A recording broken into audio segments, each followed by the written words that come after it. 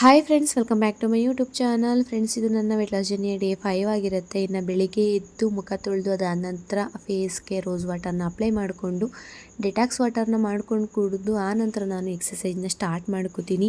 Weight loss ಮಾಡ್ಕೊಳ್ಳೋದ್ರ ಜೊತೆಗೆ ನಮ್ಮ beauty ಬಗ್ಗೆನೂ ನಾವು ಕೇರ್ ತೊಗೋಬೇಕಾಗತ್ತೆ. ಹಾಗಾಗಿ ನಾನು weekly 1 time hair care, skin care ಮಾಡ್ಕೋತೀನಿ. ಮತ್ತು ಪ್ರತಿನಿತ್ಯ ಒಂದು ನೈಟ್ ಮಲಗೋ ಟೈಮಲ್ಲಿ ಮುಖ ತೊಳೆದು ಕ್ರೀಮ್ ಮಾಡಿಟ್ಕೊಂಡಿದ್ದೀನಿ. ಆ ಕ್ರೀಮ್ನ ಅಪ್ಲೈ ಮಾಡ್ತೀನಿ. ಅಪ್ಲೈ ಮಾಡ್ಕೊಂಡು ಮಲ್ಕೋತು ಅಂದರೆ ಚೆನ್ನಾಗಿ ನಿದ್ದೆನೂ ಕೂಡ ಬರುತ್ತೆ. ಅಂದರೆ ಅಪ್ಲೈ ಮಾಡೋ ಟೈಮಲ್ಲಿ ಫೇಸಿಗೆ ಸ್ವಲ್ಪ ಮಸಾಜ್ ಮಾಡ್ಕೋತು ಅಂದರೆ ಚೆನ್ನಾಗಿ ನಿದ್ದೆನೂ ಕೂಡ ಬರುತ್ತೆ. ಅದಾದ ನಂತರ ಬೆಳಗ್ಗೆ ನಾನೇನು ಎಕ್ಸಸೈಸ್ ಮಾಡೋದಕ್ಕೆ ಅಂತ ಎದ್ದೇಳ್ತೀನಲ್ಲ, ಆ ಟೈಮಲ್ಲಿ ಮುಖ ತೊಳೆದ ನಂತರ ಫೇಸಿಗೆ ನಾನು ರೋಸ್ ವಾಟರ್ನ ಅಪ್ಲೈ ಮಾಡ್ತೀನಿ.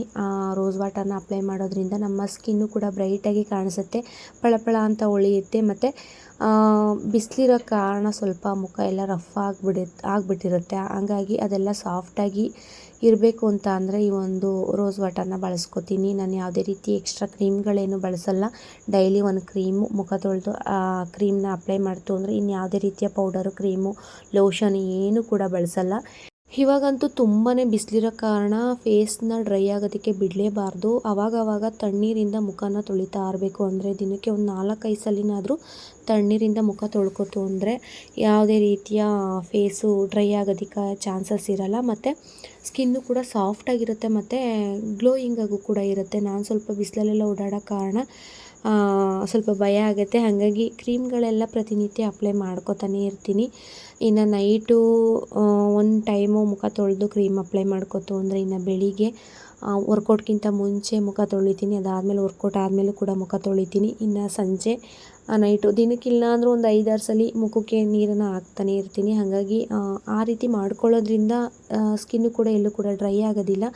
ಇನ್ನು ಸಿಂಪಲ್ಲಾಗಿ ಎಕ್ಸಸೈಸ್ನ ಮಾಡ್ಕೋತಾ ಇದ್ದೀನಿ. ಜಾಸ್ತಿ ಹೆವಿಯಾಗಿ ಮಾಡ್ಕೊಳ್ಳೋದಕ್ಕೆ ಹೋಗ್ತಾಯಿಲ್ಲ. ಕಾರಣ ಏನಪ್ಪ ಅಂತ ಅಂದರೆ ತುಂಬ ದಿನಗಳಾಯಿತು ವಾಟರ್ ಫಾಸ್ಟಿಂಗ್ನ ಮಾಡಿಕೊಂಡು. ಹಾಗಾಗಿ ಇವತ್ತು ವಾಟರ್ ಫಾಸ್ಟಿಂಗ್ನ ಮಾಡ್ಕೊಳ್ಳೋಣ, ಅದರಿಂದ ಒಂದು ಹೆಲ್ತ್ ಬೆನಿಫಿಟ್ ಎಲ್ಲ ಸಿಗುತ್ತಲ್ಲ, ಅದನ್ನೆಲ್ಲ ಪಡ್ಕೊಳ್ಳೋಣ ಅಂತೇಳಿ ಇವತ್ತು ವಾಟರ್ ಫಾಸ್ಟಿಂಗ್ನ ಮಾಡ್ಕೋತಾ ಇದ್ದೀನಿ. ಹಾಗಾಗಿ ಜಸ್ಟ್ ಒಂದು 1/4 ಗಂಟೆ ಎಕ್ಸಸೈಸ್ನ ಮಾಡಿಕೊಂಡೆ ಸಿಂಪಲ್ಲಾಗಿ.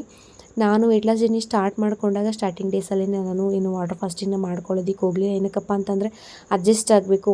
ಮೇಯ್ನಾಗಿ ಮೈಂಡಲ್ಲಿ ನೀವೇನು ಇಟ್ಕೋಬೇಕಪ್ಪ ಅಂತ ಅಂದರೆ ಫಸ್ಟು ಫುಡ್ಡನ್ನ ಕಂಟ್ರೋಲ್ ಮಾಡ್ಕೊಳ್ಳೋದಕ್ಕೆ ನೀವು ಅಡ್ಜಸ್ಟ್ ಆಗಬೇಕು. ಅದಾದಮೇಲೆ ವಾಕ್ ಸ್ಟಾರ್ಟ್ ಮಾಡ್ಕೋಬೇಕು. ಅದಾದಮೇಲೆ ಎಕ್ಸಸೈಸ್ನ ಸ್ಟಾರ್ಟ್ ಮಾಡ್ಕೋಬೇಕು. ನೀವು ಡೈರೆಕ್ಟ್ ಎಲ್ಲನೂ ಮಾಡ್ತೀನಿ ಅಂದರೆ ಸಾಧ್ಯ ಆಗೋಲ್ಲ. ಸುಸ್ತಾಗ್ತೀರಾ. ಒಂದು 2-3 ದಿನಕ್ಕೆ ವೆಯ್ಟ್ ಲಾಸ್ ಮಾಡ್ಕೊಳ್ಳೋದನ್ನು ಸ್ಕಿಪ್ ಮಾಡ್ತೀರಾ, ಬಿಟ್ಟೇ ಬಿಡ್ತೀರಾ. ಅದ್ರ ಬಗ್ಗೆ ಯೋಚನೆನೂ ಕೂಡ ಮಾಡೋದಕ್ಕೆ ಹೋಗಲ್ಲ. ಅಷ್ಟು ಸುಸ್ತು ಆಯಾಸ ಆಗಿಬಿಡುತ್ತೆ. ಹಾಗಾಗಿ ಆ ರೀತಿ ಮಾಡ್ಕೋಬಾರ್ದು. ಅದಕ್ಕಾಗಿ ನಾನು ಸ್ಟಾರ್ಟಿಂಗು ಡೇ 1ಇಂದ ಡೇ 65ವರೆಗೂ ಏನೋ ಒಂದು ಜರ್ನಿ ಮಾಡ್ಕೊಂಡಿದ್ದೆ. ಆ ಟೈಮಲ್ಲಿ ಡೇ 40ವರೆಗೂ ನಾನು ವಾಟರ್ ಫಾಸ್ಟಿಂಗ್ನ ಮಾಡ್ಕೊಳ್ಳೋದಕ್ಕೆ ಹೋಗಲಿಲ್ಲ. ಅದಾದ ನಂತರ ವೀಕ್ಲಿ 1 ಟೈಮು ವಾಟರ್ ಫಾಸ್ಟಿಂಗ್ನ ಮಾಡ್ಕೊಳ್ಳೋಣ ಅಂತೇಳಿ ಮಾಡ್ಕೋತಾ ಇದ್ದೆ. ಈ ವಾಟರ್ ಫಾಸ್ಟಿಂಗ್ನ ಮಾಡ್ಕೊಳ್ಳೋದ್ರಿಂದ ನಮ್ಮ ದೇಹದಲ್ಲಿರ್ತಕ್ಕಂಥ ಬೇಡದೇ ಇರ್ತಕ್ಕಂಥ ಟಾಕ್ಸಿನ್ಸ್ಗಳನ್ನ ಹೊರ ಹಾಕತ್ತೆ. ಅಂದರೆ ನಮಗೆ ಅವಶ್ಯಕತೆ ಇಲ್ಲದೆ ಇರ್ತಕ್ಕಂಥ ವಿಷಕಾರಿ ಅಂಶಗಳೆಲ್ಲನೂ ಕೂಡ ಒಂದು ವಾಟರ್ ಫಾಸ್ಟಿಂಗ್ ಮಾಡ್ಕೊಳ್ಳೋದ್ರಿಂದ ನಮ್ಮ ದೇಹ ಹೊರ ಹಾಕತ್ತೆ. ಹಾಗಾಗಿ ಅದು ಕೂಡ ಯೂಸ್ ಆಗುತ್ತೆ. ಮತ್ತು ನಾವೇನು ಒಂದು ಫುಡ್ಡನ್ನು ಯಥೇಚ್ಛವಾಗಿ ತಿಂದು ಅದು ಬಳಕೆ ಆಗದೇ ಎಷ್ಟು ಹೆಚ್ಚಾಗಿ ಕ್ಯಾಲರಿ ತೊಗೊಂಡಿರ್ತೀವಿ, ಅದು ಬಳಕೆ ಆಗದೇ ಫ್ಯಾಟಾಗಿ ಕನ್ವರ್ಟ್ ಆಗಿರುತ್ತೆ ನಮ್ಮ ದೇಹದಲ್ಲಿ.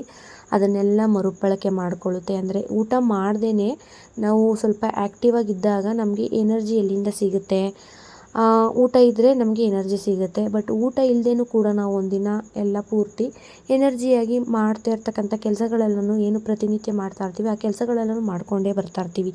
ಬಟ್ ನಮಗೆ ಎಲ್ಲಿ ಎನರ್ಜಿ ಸಿಗುತ್ತೆ ಅಂತ ಅಂದರೆ ನಾವೇನು ಚೆನ್ನಾಗಿ ತಿಂದು ನಮ್ಮ ದೇಹ ಎಷ್ಟು ಬೇಕೋ ಅಷ್ಟನ್ನು ಮಾತ್ರ ತೊಗೊಂಡಿರುತ್ತೆ. ಇನ್ನು ಉಳಿದಂಥದ್ದೆಲ್ಲ ಕ್ಯಾಲೋರೀಸ್ನ ಫ್ಯಾಟಾಗಿ ಒಂದು ಕಡೆ ಸ್ಟೋರ್ ಮಾಡಿ ಇಟ್ಟಿರುತ್ತೆ. ಹಂಗಾಗಿ ನಾವು ಆ ಒಂದು ಫ್ಯಾಟ್ ಕನ್ವರ್ಟ್ ಆಗಿಯೇ ದಪ್ಪ ಆಗಿರ್ತೀವಿ. ಇನ್ನು ಈ ಒಂದು ವಾಟರ್ ಫಾಸ್ಟಿಂಗ್ನ ಮಾಡಿಕೊಂಡಾಗ ಆ ಫ್ಯಾಟನ್ನು ಮರುಬಳಕೆ ಮಾಡಿಕೊಳ್ಳುತ್ತೆ.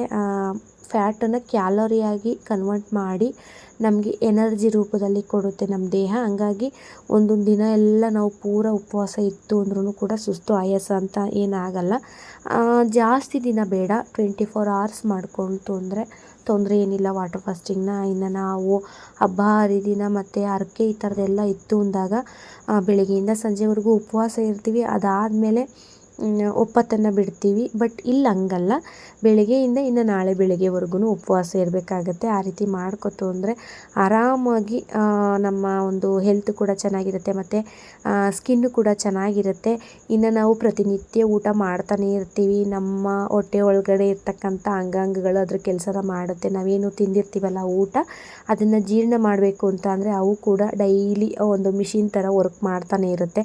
ಒಂದು ದಿನ ಆ ಅಂಗಾಂಗಗಳಿಗೆ ಅಂದರೆ ದೊಡ್ಡ ಕರಳು, ಸಣ್ಣ ಕರಳು ಇನ್ನೇನಿದೆ ಆ ಥರದ ಒಂದು ಡೈಜೆಷನ್ಗೆ ಹೆಲ್ಪ್ ಮಾಡುತ್ತಲ್ಲ ನಮ್ಮ ಬಾಡಿಲಿರ್ತಕ್ಕಂಥ ಅಂಗಾಂಗಗಳು, ಅದಕ್ಕೆಲ್ಲ ಒಂದು ದಿನದ ಮಟ್ಟಿಗೆ ರೆಸ್ಟ್ ಕೊಡ್ತು ಅಂದರೆ ಅವು ಕೂಡ ಆರಾಮಾಗಿ ಫೀಲ್ ಮಾಡಿಕೊಂಡು ಇರ್ತವೆ. ಹಂಗಾಗಿ ಈ ಒಂದು ವಾಟರ್ ಫಾಸ್ಟಿಂಗ್ನ ವೀಕ್ಲಿ 1 ಟೈಮ್ ಮಾಡ್ಕೊಳಕ್ಕಾಗಲಿಲ್ಲ ಅಂತ ಅಂದ್ರೂ ಮಂತ್ಲಿ 1 ಟೈಮ್ ಮಾಡ್ಕೋತು ಅಂದರೆ ಆರೋಗ್ಯವಾಗಿ ಇರ್ತೀವಿ. ಆಗಿನ ಕಾಲದಲ್ಲೆಲ್ಲ ನೋಡ್ಬೋದಲ್ವ ನೀವು, ಒಂದು ಹೊತ್ತಿನ ಊಟ ಮಾಡ್ತಿದ್ರು. ಆ ಟೈಮಲ್ಲಿ ಸರಿಯಾಗಿ ಆಹಾರ ಎಲ್ಲ ಸಿಗದೇ ಒಂದು ಹೊತ್ತಿನ ಊಟ ಮಾಡ್ತಿದ್ರು.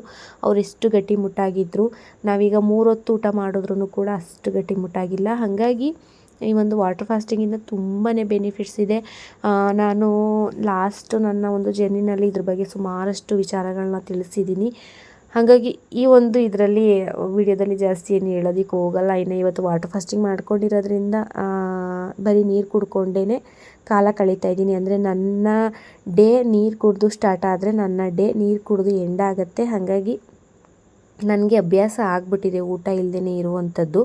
ಬಟ್ ಎನರ್ಜಿ ಬೇಕಲ್ವ. ಇನ್ನು ನನ್ನ ಹಸ್ಬೆಂಡು ಬೈತಿದ್ರು, ಬಸ್ಸಲ್ಲಿ ಬರ್ತೀಯಾ, ಏನು ಎನರ್ಜಿ ಇರಲ್ಲ, ಏನಕ್ಕೆ ವಾಟರ್ ಫಾಸ್ಟಿಂಗ್ ಮಾಡ್ಕೋತಾ ಇದೆಯಾ, ಮನೇಲಿದ್ದಾಗ ಮಾಡ್ಕೊಳ್ತು ಅಂದರೆ ಓಕೆ, ಬಟ್ ಇವಾಗ ಬಸ್ಸೆಲ್ಲ ಹತ್ತು ಇಳಿಬೇಕು, ಆ ಟೈಮಲ್ಲಿ ಏನು ಮಾಡ್ತೀಯಾ ಅಂತ ಬೈತಿದ್ರು. ಬಟ್ ನಾನಿಲ್ಲ, ಅಡ್ಜಸ್ಟ್ ಆಗಿದ್ದೀನಿ ಅಲ್ವ, ನನಗೇನು ಕೂಡ ಅನಿಸಲ್ಲ, ನಾನು ಆರಾಮಾಗಿ ಇದ್ದೀನಿ ಅಂತೇಳಿ ಬ್ಯಾಲೆನ್ಸ್ ಮಾಡಿದೆ ಏನೋ ಒಂದು ಹೇಳಿ ಸುಮ್ಮನಿರಿಸ್ದೆ ಅವ್ರನ್ನ. ಮತ್ತು ಈ ವಾಟರ್ ಫಾಸ್ಟಿಂಗ್ ಮಾಡ್ಕೊಳ್ಳೋದ್ರಿಂದ ನಮ್ಮ ಒಂದು ದೇಹದ ಇಂಚಸ್ಸು ಕೂಡ ಚೆನ್ನಾಗಿ ಲಾಸ್ ಆಗುತ್ತೆ. ಅದು ಕೂಡ ಒಂದು ಬೆನಿಫಿಟ್ ಸಿಗುತ್ತೆ ನಮಗೆ. ವಾಟರ್ ಫಾಸ್ಟಿಂಗ್ ಮಾಡ್ಕೊಳ್ಳೋ ಟೈಮಲ್ಲಿ ನಾನು ಗ್ರೀನ್ ಟೀ, ಡೆಟಾಕ್ಸ್ ವಾಟರು, ಮೆಂತ್ಯ ನೆನೆಸಿರ್ತಕ್ಕಂಥ ನೀರು ಇದನ್ನೆಲ್ಲ ತಗೋತೀನಿ. ಏನಕ್ಕಪ್ಪ ಅಂತ ಅಂದರೆ ಅದು ನೀರಿನ ಅಂಶನೇ ಅಲ್ವ. ಹಾಗಾಗಿ ಇನ್ನು ಫುಡ್ ಆಗಿರ್ಬೋದು, ಫ್ರೂಟ್ಸು, ವೆಜಿಟೇಬಲ್ಸು ಇದೇನು ಕೂಡ ಕಂಪ್ಲೀಟಾಗಿ ತಿನ್ನೋದಕ್ಕೆ ಹೋಗಲ್ಲ. ಇವತ್ತು ಬೆಳಗ್ಗೆ ಏನಾದರೂ ಸ್ಟಾರ್ಟ್ ಮಾಡ್ಕೋತು ಅಂದರೆ ಇನ್ನು ನಾಳೆ ಬೆಳಿಗ್ಗೆನೇ ನಾನು ಅದನ್ನು ಎಂಡ್ ಮಾಡಿಕೊಂಡು ಒಂದು ರೊಟೀನ್ನ ಮತ್ತೆ ಫುಡ್ ರೊಟೀನ್ನ ಸ್ಟಾರ್ಟ್ ಮಾಡ್ಕೋತೀನಿ. ಅದರ ಮಧ್ಯದಲ್ಲಿ ಏನನ್ನು ಕೂಡ ತಿನ್ನೋದಕ್ಕೆ ಹೋಗಲ್ಲ. ಹೊಟ್ಟೆ ಹಶ್ವಾದ ಟೈಮಲ್ಲೆಲ್ಲ ನಾನು ಏನು ಮಾಡ್ತೀನಿ ಅಂದರೆ ಚೆನ್ನಾಗಿ ನೀರನ್ನು ಕುಡಿತೀನಿ. ಈ ಒಂದು ವಾಟರ್ ಫಾಸ್ಟಿಂಗ್ನ 72 ಅವರ್ಸ್ವರೆಗೂ ಕೂಡ ಮಾಡ್ಕೋಬೋದು. ಅದಕ್ಕಿಂತ ಹೆಚ್ಚು ಗಂಟೆಗಳ ಕಾಲ ಮಾಡ್ಕೋತು ಅಂದರೆ ಸೈಡ್ ಎಫೆಕ್ಟ್ ಆಗುತ್ತೆ, ಹೆಲ್ತ್ ಕೂಡ ಅಪ್ಸೆಟ್ ಆಗುತ್ತೆ, ಹಾಸ್ಪಿಟಲ್ಗೆ ಅಡ್ಮಿಟ್ ಆಗೋ ಪರಿಸ್ಥಿತಿ ಕೂಡ ಬರುತ್ತೆ. ಅಂದರೆ ನಮ್ಮ ಮಸಲ್ಸ್ ಎಲ್ಲ ವೀಕ್ ಆಗಿ ನಮ್ಮ ಆರ್ಗನ್ಸ್ ಎಲ್ಲ ಲಾಸ್ ಆಗಿಬಿಡುತ್ತೆ. ಹಂಗಾಗಿ ತುಂಬ ಗಂಟೆಗಳ ಕಾಲ ಮಾಡ್ಕೋಬಾರ್ದು. ಇಲ್ಲ 24 ಅವರ್ ಮಾಡ್ಕೋಬೇಕು, ಇಲ್ಲ ಅಂದರೆ 72 ಅವರ್ಸ್ ಒಳಗಡೆ ಮಾಡ್ಕೋಬೇಕೇ ಹೊರತು ಅದಕ್ಕಿಂತ ಜಾಸ್ತಿ ಮಾಡ್ಕೋಬಾರ್ದು. ಅಂದರೆ 72 ಅವರ್ಸ್ ಅಂದರೆ 3 ದಿನ ಮಾಡ್ಕೋಬೋದು ಅಷ್ಟೇ. ಅದು ಬಿಟ್ಟು 4 ದಿನ, 5 ದಿನ, 1 ವಾರ ಈ ಥರ ಎಲ್ಲ ಒಂದು ನೀರನ್ನೇ ಕುಡ್ಕೊಂಡು ಇರೋದಕ್ಕೆ ಹೋಗಬಾರ್ದು. ನಮ್ಮ ಆರ್ಗನ್ಸ್ ಎಲ್ಲ ಫೇಲ್ ಆಗಿ, ಮಸಲ್ಸ್ ಎಲ್ಲ ಲಾಸ್ ಆಗಿ ನಾವು ಕೂಡ ತುಂಬಾ ವೀಕ್ ಆಗಿಬಿಡ್ತೀವಿ. ನಾನು ಅದಕ್ಕೆ ತೀರಾ ಜಾಸ್ತಿನೂ ಬೇಡ, ತೀರಾ ಕಡಿಮೆನೂ ಬೇಡ ಅಂಥೇಳಿ 24 ಅವರ್ಸು ವಾಟರ್ ಫಾಸ್ಟಿಂಗ್ನ ಮಾಡ್ಕೋತೀನಿ. ಅದನ್ನು ಆರಾಮಾಗಿ ಮಾಡ್ಕೋಬೋದು, ಯಾವುದೇ ರೀತಿಯ ಸೈಡ್ ಎಫೆಕ್ಟ್ ಇಲ್ಲದೇ. ಇದನ್ನು ಗಮನದಲ್ಲಿ ಇಟ್ಕೊಂಡೇ ಮಾಡಬೇಕು ನೀವು. ಏನಾದರೂ ಮುಂದಿನ ದಿನಗಳಲ್ಲಿ ಸ್ಟಾರ್ಟ್ ಮಾಡ್ಕೋತೀನಿ ಅಂತ ಅಂದರೆ ಈ ಒಂದು ಫಾಸ್ಟಿಂಗ್ ಟೈಮಲ್ಲಿ ಎಕ್ಸಸೈಜು, ವಾಕು ಬೇಕಿತ್ತು ಅಂದರೆ ಮಾಡ್ಕೋಬೋದು, ಇಲ್ಲ ಅಂದರೆ ಸ್ಕಿಪ್ ಮಾಡ್ಬೋದು, ತೊಂದರೆ ಏನಿಲ್ಲ. ಏನಕ್ಕಂತಂದರೆ ಫುಡ್ ಇರಲ್ವಲ್ಲ, ಸ್ವಲ್ಪ ಸುಸ್ತು ಆಯಾಸ ಆಗುತ್ತೆ ಅಂತೇಳಿ ಸ್ಕಿಪ್ ಮಾಡ್ಕೋಬೋದು. ನಾನು ಕೆಲವೊಂದು ಸಲ ಸ್ಕಿಪ್ ಮಾಡ್ಕೋತೀನಿ, ಇನ್ನು ಕೆಲವೊಂದು ಸಲ ಆರಾಮಾಗಿದ್ದೀನಿ ಅಂತ ಅಂದ್ಕೊಂಡಾಗ ಮಾಡ್ಕೋತೀನಿ, ತೊಂದರೆ ಏನಿಲ್ಲ. ಮತ್ತು ಬೆಳಿಗ್ಗೆ, ಮಧ್ಯಾಹ್ನ, ಸಂಜೆ ಎಲ್ಲ ಅಡುಗೆ ಮಾಡಿ ಇಲ್ಲಿ ನೈಟು ಕೂಡ ರೊಟೀನ್ ಹಾಕ್ಕೊಡ್ತಾಯಿದ್ದೀನಿ. ನಾನು ಊಟ ಮಾಡಲ್ಲ ಅಂಥೇಳಿ ಮನೆಯವ್ರನ್ನ ಉಪವಾಸ ಇಡೋಕ್ಕಾಗತ್ತೆ ಹೇಳಿ. ನಾನೇನೇ ಒಂದು ಡಯೆಟ್ ಮಾಡಿಕೊಂಡ್ರೂ ಕೂಡ ಮನೆಯವರಿಗೆ ಯಾವ್ಯಾವ ಟೈಮಲ್ಲಿ ಏನೇನು ಬೇಕೋ ಅದನ್ನೆಲ್ಲ ಮಾಡಿಕೊಂಡು ನನ್ನ ಕೆಲಸಗಳನ್ನ ಮುಗಿಸ್ಕೋತೀನಿ. ಮತ್ತು ಇಲ್ಲಿ ನಾನು ಚಿಯಾ ಸೀಡ್ಸ್ ನೀರನ್ನ ಕುಡಿಯೋದ್ರ ಮುಖಾಂತರ ನನ್ನ ಡೇನ ಮುಗಿಸ್ಕೋತಾ ಇದ್ದೀನಿ. ಯಾರೆಲ್ಲ ಕೊನೆಯವರೆಗೂ ವೀಡಿಯೋನ ನೋಡಿದ್ರಿ ಎಲ್ರಿಗೂ ಕೂಡ ಥ್ಯಾಂಕ್ಸ್ನ ತಿಳಿಸ್ತಾ, ಇನ್ನು ನಾಳಿನ ವೀಡಿಯೋದಲ್ಲಿ ಮತ್ತೆ ಹೊಸ ವಿಚಾರದ ಜೊತೆ ಸಿಗೋಣ ಫ್ರೆಂಡ್ಸ್. ಅಲ್ಲಿವರೆಗೂ ಬಾಯ್ ಆ್ಯಂಡ್ ಗುಡ್ ನೈಟ್.